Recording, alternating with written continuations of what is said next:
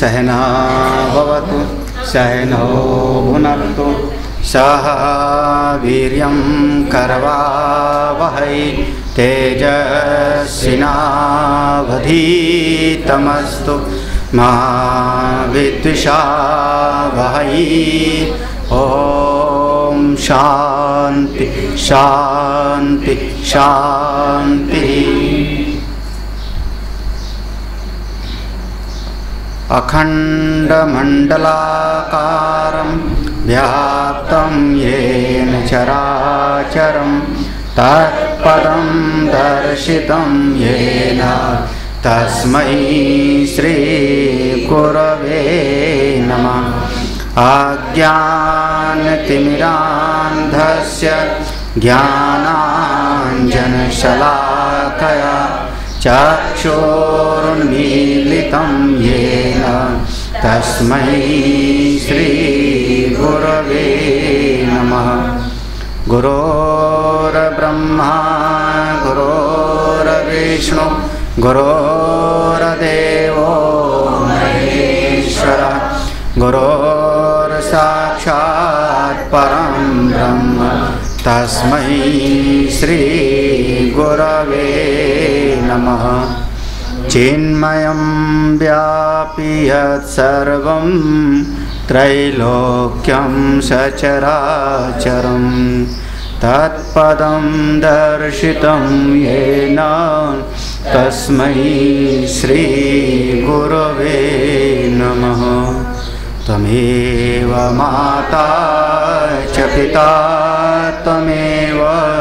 त्वमेव बन्धोश्च सखा त्वमेव विद्या द्रविणं त्वमेव सर्वं मम देवदेव त्वमेव सर्वं मम देवदेव।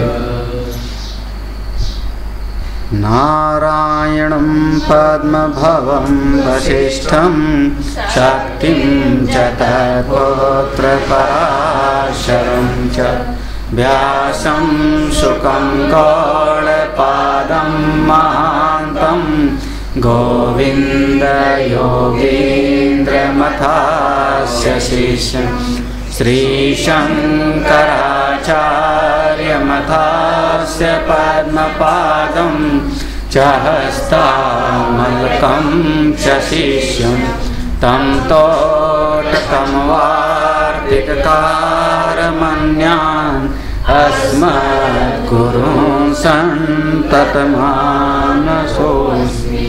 नारायणं नमस्कृत्य नरं चैव नरोत्तमं देवीं सरस्वतीं व्यासं ततो जयम्। पढ़ते हैं 47। प्रहाय कामं लोभं च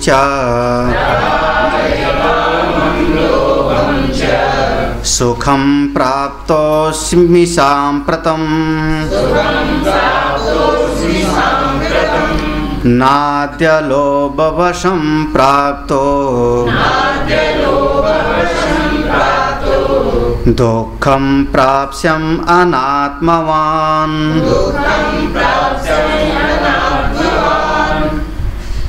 मंकी महाराज ने अपने मन को समझाया, हे मन अब निश्चय कर लो, अनात्मवान प्राप्स्यम, नीचे की लाइन, प्राप्स्यम अनात्मवान। अनात्मा ने जो अज्ञानी लोग हैं, जिनकी स्थिति आत्मा में नहीं है, आत्मा की बजाय जो अनात्मा में बैठे हुए हैं, ऐसे अज्ञानी लोग जैसे दुख पाते रहते हैं, ना अद्य लो, अब मैं लोभ के बस में फंस करके वैसा दुख नहीं उठाऊंगा।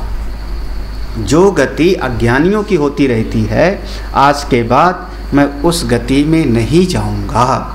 तो मैं आज से प्रहाय अच्छी तरह से त्याग दिया। किसको? कामम लोभम, इन दोनों को त्याग दिया। परिणाम क्या हुआ? सांप्रतम सुख प्राप्तोस्मि, इसी क्षण, तत्क्षण, तत्काल काम और लोभ को छोड़ा और तत्काल इसी क्षण मैंने सुख को प्राप्त कर लिया। अब मैं अज्ञानियों के जैसे संसार में नहीं फंसूंगा, आम संसारियों के जैसे संसार में नहीं फंसूंगा।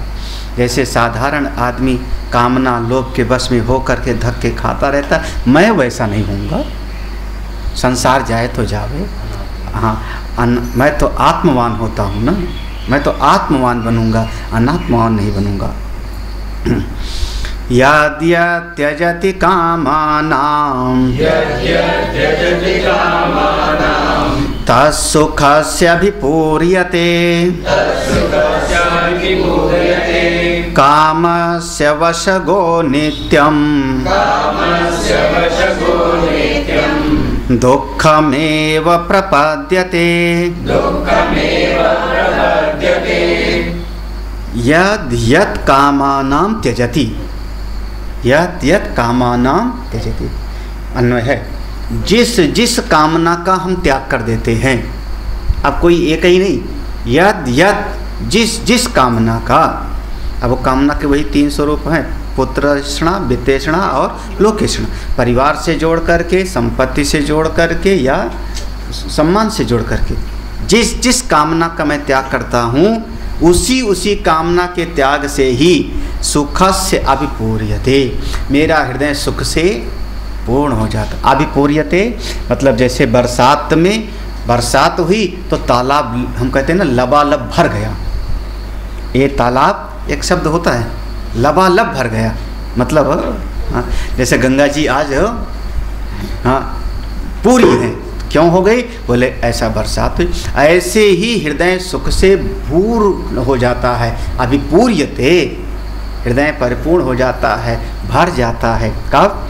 जब किसी भी प्रकार से कामना का हम त्याग करते हैं, कोई भी कामना। यद यद कामान त्यजति, जिन जिन कामना, जैसे कामना को छोड़ो उसी समय सुखी, कामना का त्याग उसी समय सुखी।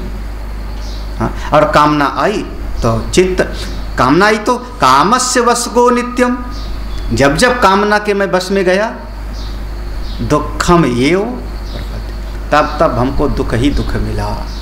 ज़्यादा कामना आ जाए आदमी सो नहीं सकता, फिर बैठ नहीं सकता शांति से, भटकता भटकता यहाँ वहाँ इतस्ततः, कहाँ कहाँ ये करो वो करो, पहाड़ खोद डालेगा, ये कर डालोगा। एक गिनीज बुक में नाम लिखाने के लिए आदमी न जाने कितना कितना पापड़ बेलता है। गिनीज बुक में मेरा नाम हो जाए उसके लिए इतने इतने सालों साल पापड़ बेलेगा। और आज उसका गिनीज बुक में आया, दूसरा कंपटीटर खड़ा, शायद साल भर के बाद में वो नाम कट के दूसरे का आ जाएगा वहीं पे। तो लेकिन फिर भी आदमी इतना परिश्रम करता है। कामस्य वश को नित्यम दुखम एव प्रपद्यते, कामना के वश में हो करके तो मैंने दुख ही दुख होगा। इसलिए आज से जिस जिस कामना का त्यागता हूँ उसी कामना से हमको सुख मिलता है। आगे ये मैं निश्चय कर लेता हूँ कि मैं अज्ञानियों के जैसे नहीं बनूंगा। कामानुबंधम नुदते यत किंचित पुरुषो रजः काम क्रोधोद्भवं दुःखम् आहार रतिरवच। काम अनुबंधम नुदते, हाँ काम अनुबंधम, काम से अनुबंध जब हो जाता है, अनुबंध का अंग्रेजी नाम क्या हो? एग्रीमेंट। जब हमारा मन कामनाओं से एग्रीमेंट कर लिया, अनुबंध कर लिया, जोड़ गया, कामनाओं से जुड़ गया, तब उसका परिणाम क्या होगा और कैसे? बोले फिर रजोगुण आएगा ना। एक बार कामना आ गई तो फिर रजोगुण आएगा, ये करो ये करो ये करो, ऐसा पूर्ति करो, इस चीज़ को पाओ इस चीज़ को पाओ। कामना आएगी तो आप फिर सत्वगुणी नहीं हो सकते। मन की चंचलता का यही कारण है। हम बैठते हैं ध्यान करने के लिए और मन में कामना संसार की होती है। कामना संसार की हुई तो मन रजोगुणी हो जाएगा, मन चंचल हो जाएगा, क्योंकि रजोगुण में प्रवृत्ति होगी, निवृत्ति होगी। तो हमारे मन में तो है कामना और हम बैठ गए माला लेके जपने के लिए। तब वो कहते हैं ना, माला तो कर में फिरे जीव फिरे मुखमान, मनवा तो चहुदिश फरे। भगवान ने गीता में कहा रजोगुण से एक कामना और क्रोध पैदा, रजोगुण समुद्भव। तो काम का एवं नहीं, हाँ तो काम ऐसा क्रोध ऐसा रजोगुण समुद्भव। रजोगुण आएगा तो कामना पैदा हो गई, और कामना से जीव चंचल हो जाएगा, मन चंचल हो गए तो शांति कहाँ। फिर आदमी कहता है महाराज मन को बस में करने का उपाय बता दो।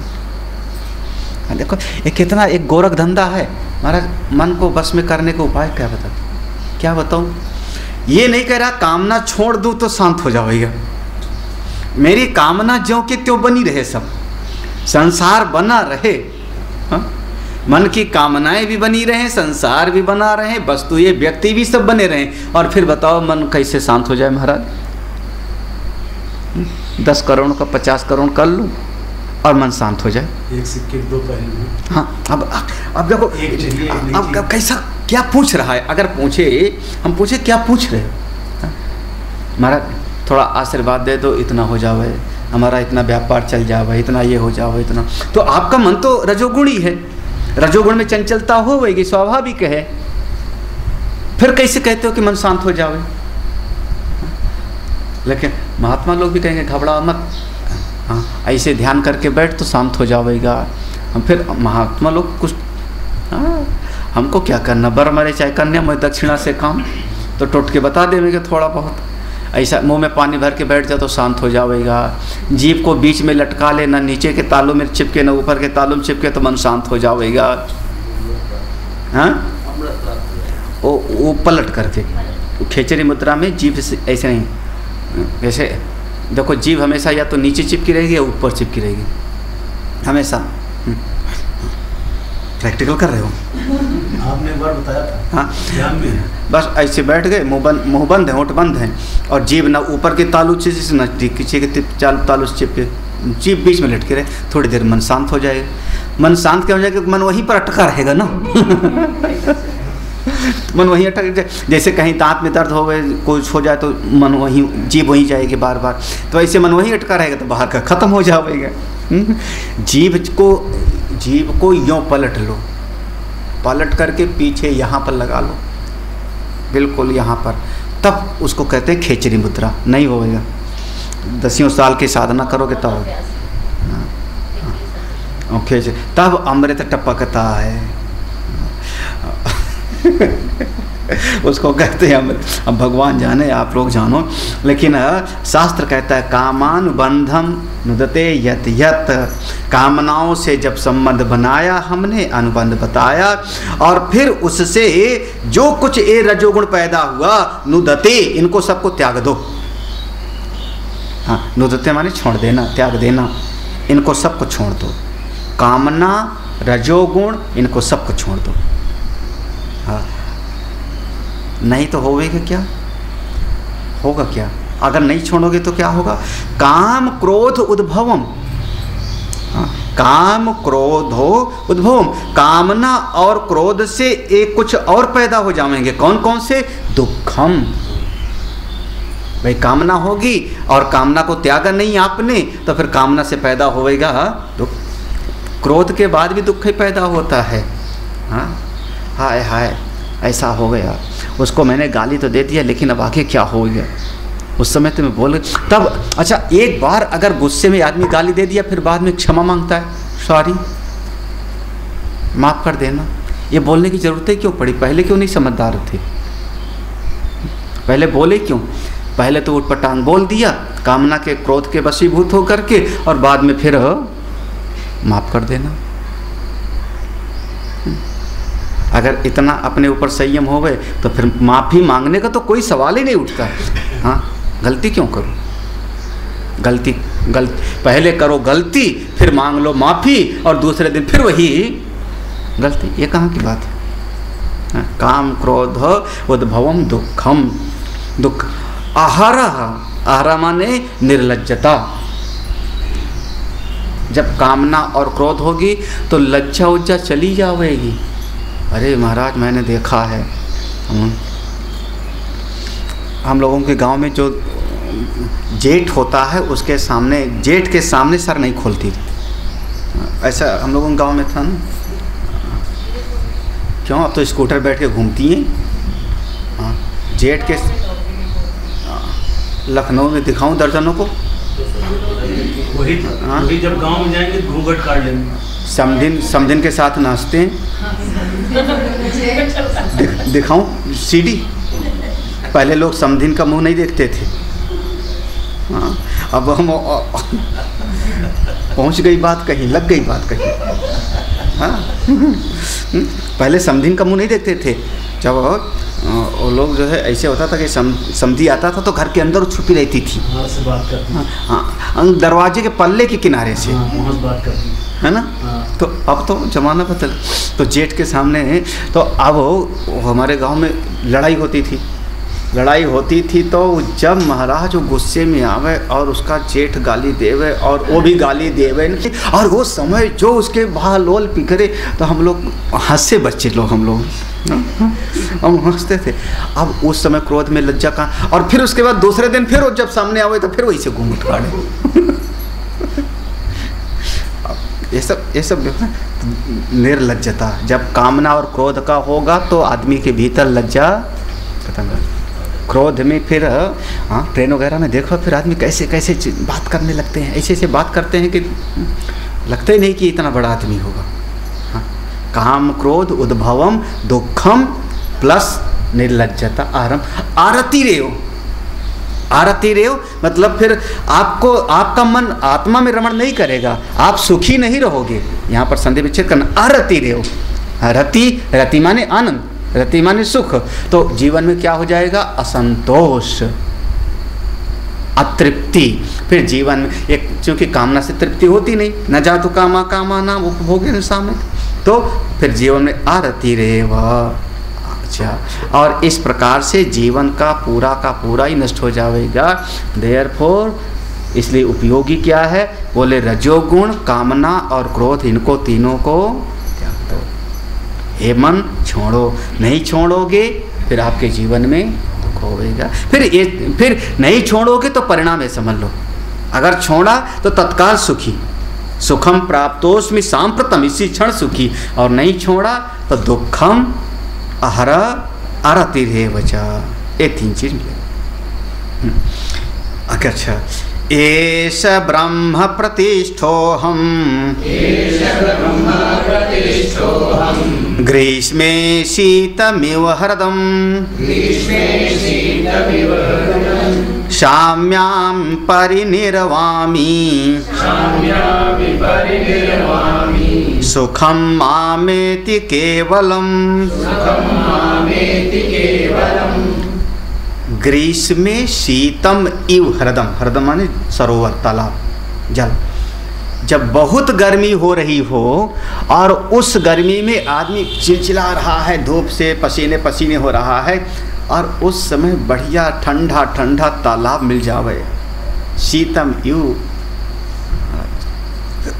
फिर उसमें कितना आनंद आता है उसको। आदमी फिर नहाने से इतना नहाते हैं कि निकलने के लिए तैयार ही नहीं होते। जैसे गर्मी में कोई तालाब में घुस जावे, फिर निकलने के लिए जल्दी तैयार। अच्छा, कभी आप लोग भैंस चराए हो? हाँ, भैंस, चूँकि भैंस हमारे हिंदुस्तान का पशु नहीं, प्रायः दक्षिण भारत के तरफ भैंस नहीं दिखेगी तुमको। केरला में, कर्नाटका में, तमिलनाडु में भैंस नहीं दिखाई पड़ेगी। इधर पहाड़ में आप देखो, घूमो कहीं पर भैंस, आपको गाय दिखेंगी, भैंस नहीं दिखेगी। तो भैंस हमारी तरफ की ज़्यादा पशु नहीं। तो हमारे उत्तर प्रदेश में, बिहार में, मध्य प्रदेश में, हरियाणा में, पंजाब में, यहीं पर सबसे ज़्यादा भैंस दिखती। गुजरात में भैंस नहीं जल्दी दिखेगी, गुजरात में, महाराष्ट्र में भैंस नहीं दिखेगी जल्दी, वहाँ पर गाय दिखेगी सबसे ज़्यादा। इधर सादा भैंस होती है। तो भैंस की चमड़ी मोटी होती है। हाँ, वो हमारे क्लाइमेट के अनुसार नहीं है उसका शरीर बना हुआ। तो भैंस का जो है उसको गर्मी बहुत लगती है, बहुत गर्मी लगती है। जरा सा पानी होवे उसको मिल जावे तालाब में, कीचड़ नुमा, और उसमें घुस जावे गर्मी में, और फिर आप भैंस को निकाल के दिखाओ रहता घुस भी नहीं सकते। हाँ, तो ये कहावत बन गई, गई भैंस पानी में। ये कहावत है, गई भैंस पानी में। हाँ, वो फिर सवेरे घुस जाओ पानी में, हाँ, फिर जब तक भूख नहीं लगेगी उसको, तब तक उसमें उसको आनंद मिल रहा है, मस्ती। ऐसे ही ऐसा ब्राह्मी प्रतिष्ठो हम, ऐसे मैं संसार की ज्वालाओं से अभी तक जल रहा था, संसार के दुखों से जल रहा था, अब मैं ब्रह्म में बैठ गया हूँ। जो तालाब में ब्रह्म सुख में है। हाँ, हमारे शास्त्र में दृष्टांत दिया, या मैंने तो भैंस का दृष्टांत दिया लोकल, शास्त्र में दृष्टांत है किसी जंगल में आग लग गई, एक हाथी फंस गया उसमें, उस हाथी झुलस गया 2-4 जगहों से, भागा भागा, इधर जावे दावा नल, उधर जावे जंगल की आग, उधर जावे जंगल की आग, भागा भागा नदी के सामने आया, नदी में कूद गया। जब नदी में कूद गया तब जो शांति मिलती है उस हाथी को, अब उस जल से निकलने के लिए तैयार है, क्योंकि उधर दावा नल है, जंगल में आग लगी है, और जो घाव में जल गए हैं ना, जब पानी के अंदर जाते हैं तो उसकी जलन, अभी भी कहा जाता है, मेडिकल साइंस कहता है कहीं जल जाओ तो नल के नीचे हाथ कर दो, मेडिकल साइंस कह रहा है। हाँ, तो हाँ, अब तो कितना शांति मिलता होगा उस हाथी को जब चारों तरफ से तप्त हुआ और जल में आया, तो ऐसा ब्राह्मी, ऐसा ब्रह्म प्रति, गीता में कहा ऐसा ब्राह्मी स्थिति पार्थ नैनाम प्राप्य। क्या सुंदर प्रसंग है। अभी समापन की तरफ जा रहे हैं ना। ऐस माने अब, मैं यहाँ अभी इसी क्षण ब्रह्म प्रतिष्ठा, मैं अपने ब्रह्म स्वरूप में बैठता हूँ। कैसे? जैसे वो गर्मी में कोई शीतल जल में चला जावे। शाम्यामि परिनिर्वामी, शाम्याम, अब मेरा मन शांत हो गया, चारों तरफ से शांत हो गया। परिनिर्वामी, अब मैं निर्वाण पद को प्राप्त हो गया। निर्वामी अपने लिए हो गया, निर्वाण सबके लिए है। निर्वामी, मैं अपने सारे बंधनों को तोड़ करके परम पद को प्राप्त कर।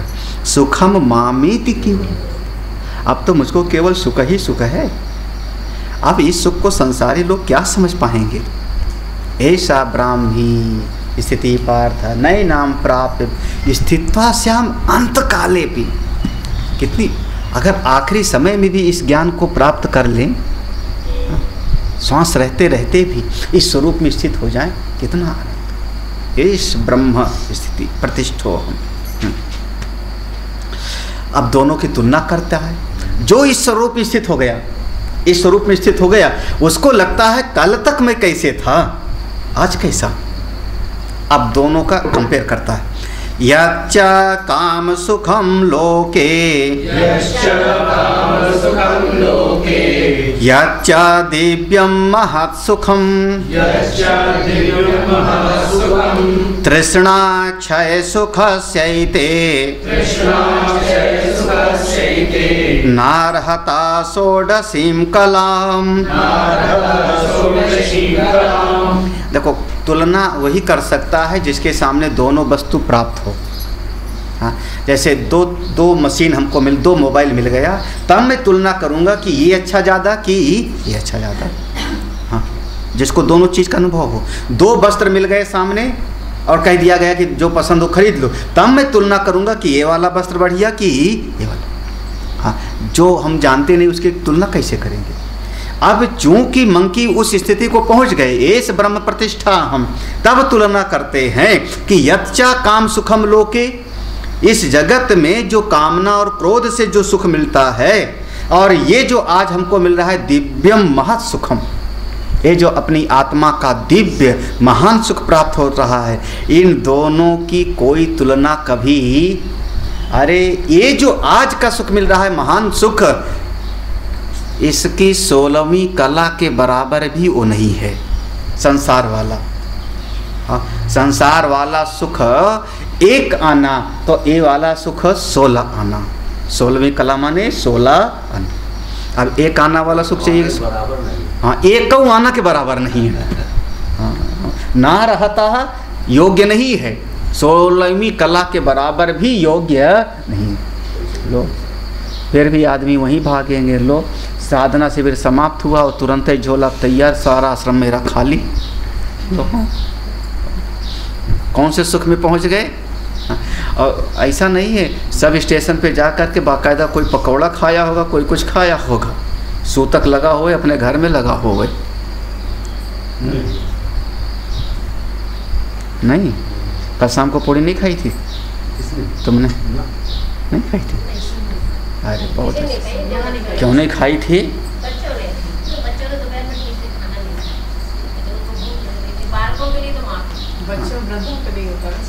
हाय लो स्वामी जी, इसने तो शास्त्र आपके सर पे रख दिया। अब शास्त्र में लिखा है बीमार, बालक और वृद्ध इनको सूतक नहीं लगता। अब लो मैं क्या बोलूं, ब्रह्मास्त्र चलाया सीधे। शास्त्र ने 3 को छूट दिया है, बीमार, रोगी, बालक और वृद्ध, इन पर सूतक नहीं लगता। हाँ ऐसे देखा, प्रमाण लगा दिया तलवार में। कौन वृद्ध है? मंकी ने अनुभव किया है वो पहले। ये तो इसीलिए तो मंकी तो किसी को उपदेश ही नहीं कर रहे हैं, वो तो अपने मन को समझा रहे हैं। कोई उपदेश हम थोड़े कर रहे हैं। मन तुम देखो, वो भी जीवन तुमने देखा। मैंने मंकी कह रहे हैं, मैंने तो वो जीवन देखा। हाँ, और ये भी जीवन देख रहा हूँ। पहले कामना के कारण मैंने देखा, अब कामना को त्याग करके जो सुख पा रहा हूँ। तृष्णा अक्षय सुखस्य एते, ये जो तृष्णा मिटी और जो इसका सुख मिला, ये तो कामनाओं के भोग में इसका 100वां हिस्सा भी नहीं था, 16वीं कला भी नहीं थी।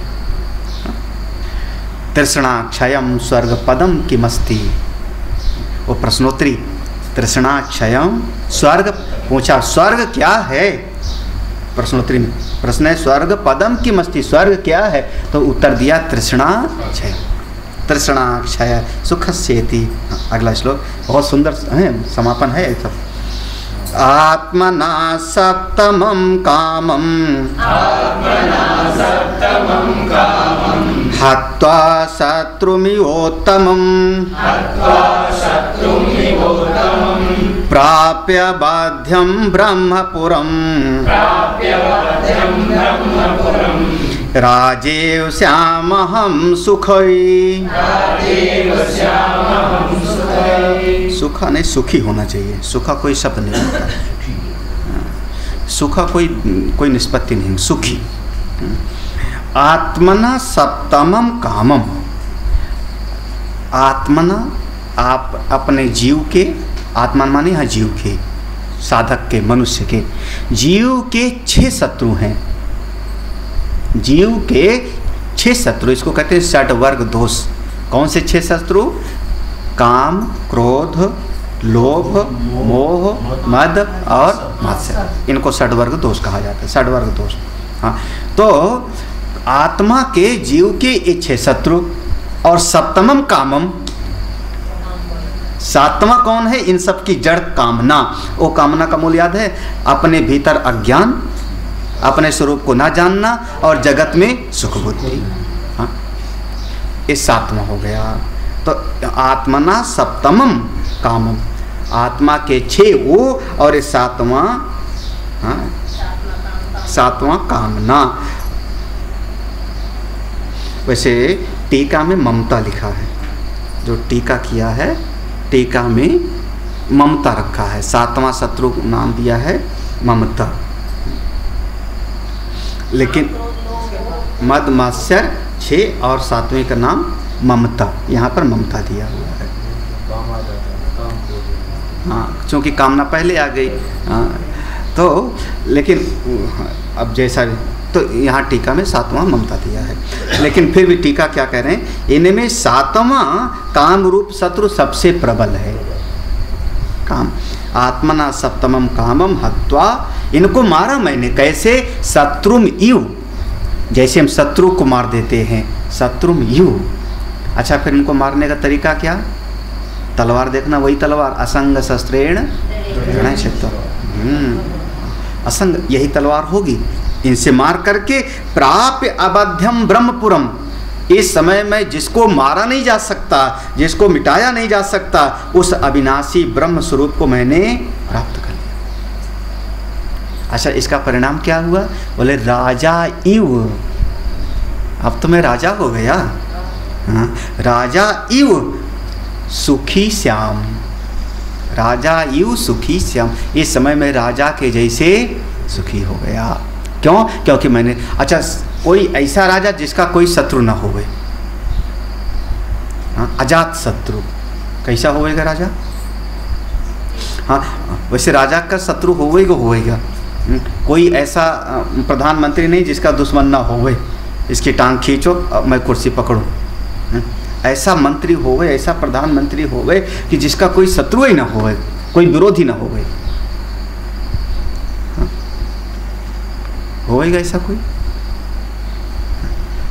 अगर ऐसा हो जावे तब कितना प्राप्त अबध्यम ब्रह्म राजा इव श्याम अहम सुखी। और इस प्रकार से मैं अपने ब्रह्म स्वरूप में आकर के स्थित हो गया, क्योंकि ब्रह्म एक ही है, उसके अलावा दूसरा हो ही नहीं। तो ब्रह्म का कोई न शत्रु और न कोई मित्र। मैं इस समय अपने आनंद में विराजमान हूँ। एतां बुद्धिं समास्थाय मंकी निर्वेदमागतः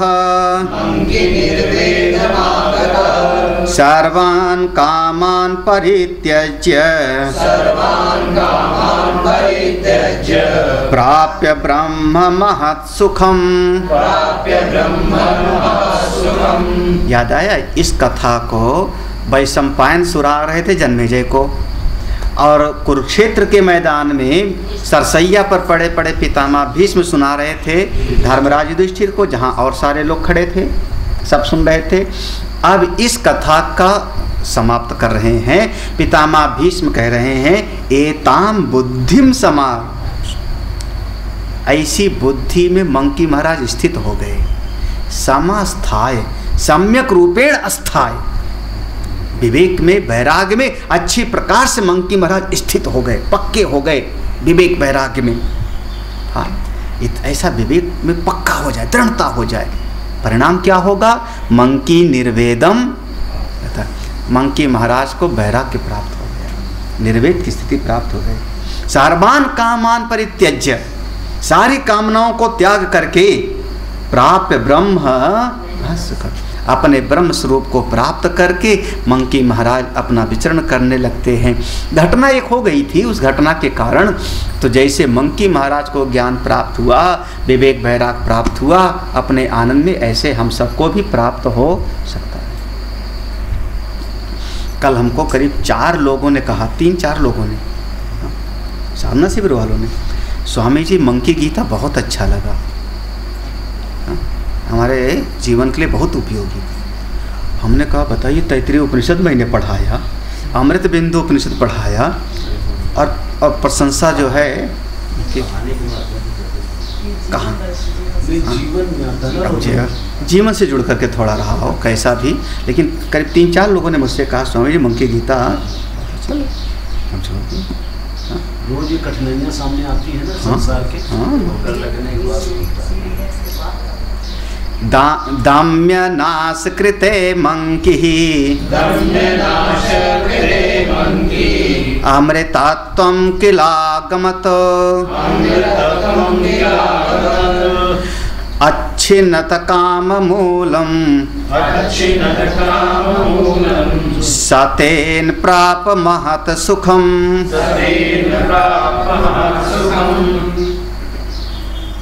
दाम्य नाश कृते, मरे कौन?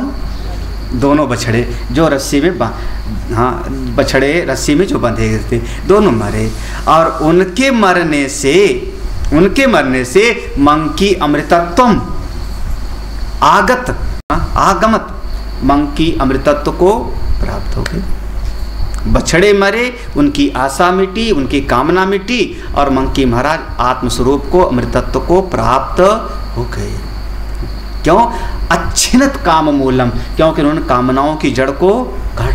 अच्छिन्नत माने भूतकाल में चला गया, अबे भूतकाल का लकार हो गया, तो अच्छिन्नत, उन्होंने छिन्नति माने काटना।